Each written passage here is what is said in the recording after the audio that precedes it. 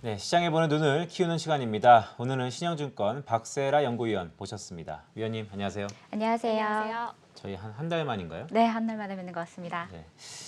어제 내년도 건설업 전망을 내셨다고 제가 들었는데요.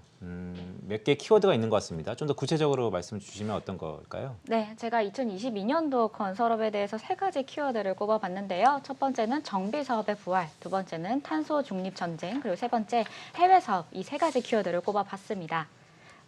정비사업 부활 부분에 대해서 조금 더 상세하게 키워드별로 설명을 드리면 아무래도 최근에 신규 택지 개발에 여러 가지 좀 잡음들이 들리고 있습니다. 그런데 내년도는 사실 어떤 당을 막론하고는 주택 공급을 늘려야 된다라는 쪽으로 핵심 기조가 모아지고 있기 때문에 공급은 늘려야 되는데 주택 택지 개발은 어렵다. 그것은 곧 결국 지금 기존에 있는 정비 사업을 활성화하자라는 기조로 조금씩 가고 있고요. 때문에 정비 사업 부분에서 저희가 조금 더 유리한 기업들이 많아질 수 있다. 이렇게 보고 있고 지금 전 세계적으로 탄소 중립에 대해서 상당히 높은 목표치를 향해 다 같이 달려가고 있기 때문에 탄소 중립과 관련된 건설업계의 새로운 기회, 신사업에 대한 기회도 찾을 수 있을 것이고 또 공급망 부분에서의 여러 부분들의 문제가 또 생기면서 또 반대로 수혜를 보는 기업들이 나타나고 있어서 탄소 중립 그리고 마지막 인플레이션이 지금 또 최대의 화두로 떠오르고 있는데 인플레이션이 또 캐펙스로 연결된다라고 보았을 때는 또 우리 건설사들한테는 또 다른 플랜트 수주가 늘어날 수 있는 기회가 오고 있다. 이렇게 세 가지로 정리를 해볼 수 있을 것 같습니다.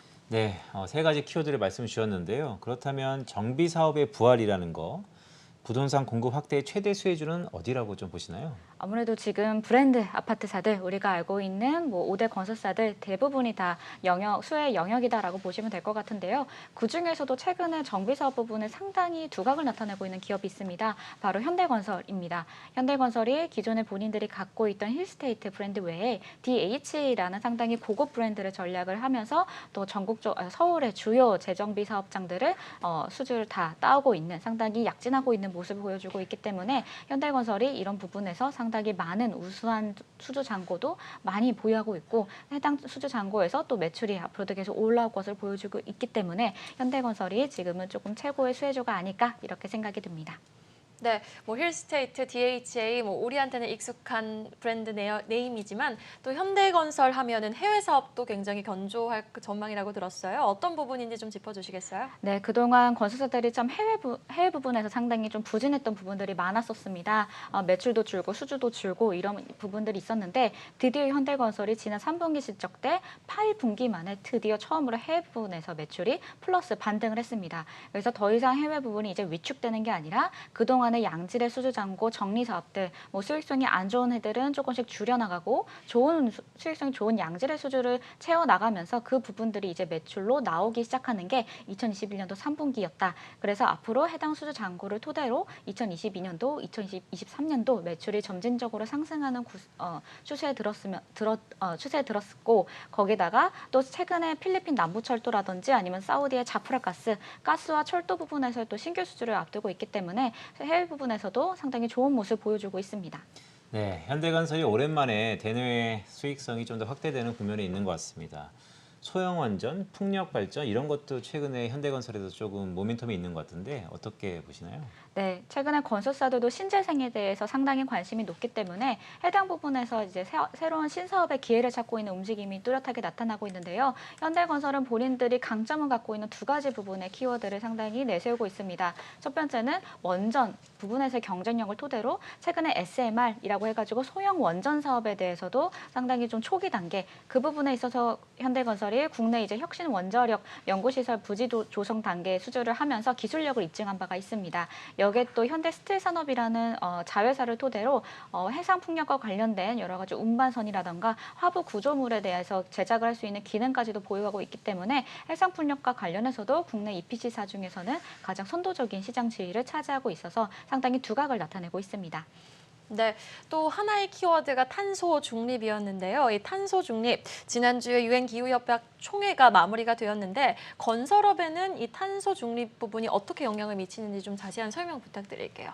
네, 탄소 중립과 관련해서는 다방면에 다 영향을 미치고 있는데 그중에서도 건설업한테는 사실 위기보다는 기회가 왔다라고 저희들은 생각이 드는데요. 아무래도 탄소를 많이 배출하는 기존의 에너지 혹은 정유회사 같은 경우에 이렇게 탄소를 줄이기 위해서 여러 가지 환경 산업 설비를 저희가 새롭게 구축을 하게 됩니다. 여기서 우리는 EPC사들은 이제 파트너로서 같이 이제 탄소를 저감시킬 수 있는 장치를 개발한다거나 같이 시설을 만든다거나 아니면 그 탄소를 가지고 새로운 자원으로 개발한다거나 이런 모든 밸류체인에 저희가 함께 참여를 하면서 새로운 EPC 수주 산업의 기회를 좀 보고 있고요. 이에 대해서 대표적인 게 이제 탄소 포집 저장 시설 CCUS라던가 아니면 최근에 또 화두로 떠오르고 있는 수소가스 플랜트 부분에서도 EPC사들이 그동안 갖고 있던 공정 경쟁력을 토대로 해당 부분에서 수주가 늘어날 것으로 조금 기회로 보고 있습니다. 네, 수소 관련 플랜트의 발주가 확대된다는 말씀을 주셨는데 그렇다면 관련해서 국내 유망 기업이 있다면 어떤 게 있고 그 이유는 어떤 게 있을까요?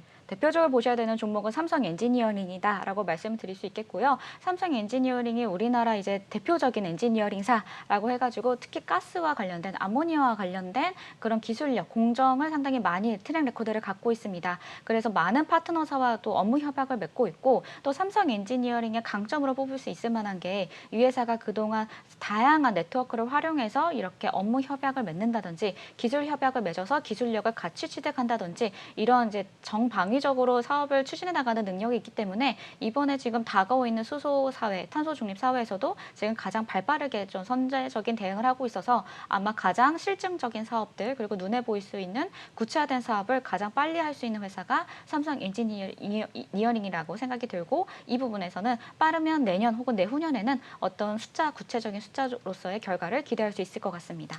네, 말씀 주신 것처럼 사실 내년과 내후년을 우리가 볼 때 사실 주가에 영향을 미치는 게 또 수익 따는 것보다도 또 비용 따일 수도 있는데요.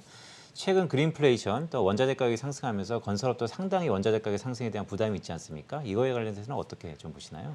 네, 지금 뭐 건설뿐만 아니라 전 산업 모든 부분이 그린플레이션 부분에서 상당히 고통을 받고 있는데 그나마 다행인 거는 건설사 기준으로 보았을 때는 해당 공급망 이슈가 그렇게 큰 원가 비중을 차지하고 있지 않기 때문에 아주 크게 요소는 좀 없다라고 보고는 있지만 이걸 또 반대로 수혜로 받아들이고 이걸 기회로도 찾아가고 있는 업종이 있습니다. 바로 이제 건자재 업종이라고 볼 수 있는데요. 그중에서도 특히 시멘트 쪽이 이 부분에 대해서 조금 수혜를 보고 있습니다. 아무래도 탄소 중립 사회이기 때문에 우리가 많은 시멘트를 배출할 수는 없는데 지금 오히려 시멘트 수요는 올해를 저점으로 또 반등을 해서 내년부터 늘어나고 있는 시점이기 때문에 판매 단가 인상이라는 카드를 조금은 다른 산업보다는 좀 수월하게 사용을 할 수가 있다. 거기에다가 이제 자원순환 시설까지 사용하니까 그 부분에 대해서 판매 가격 인상, 원가 절감 이 두 가지 키워드 다 가질 수 있어서 시멘트 부분이 상당히 긍정적인 영향을 볼 것으로 예상을 하고 있습니다. 네, 알겠습니다. 오늘 건설업황에 대해서 리포트를 내신 박세라 연구위원과 자세한 이야기 나눠봤습니다. 신영증권 박세라 연구위원이었어요. 오늘 말씀 고맙습니다.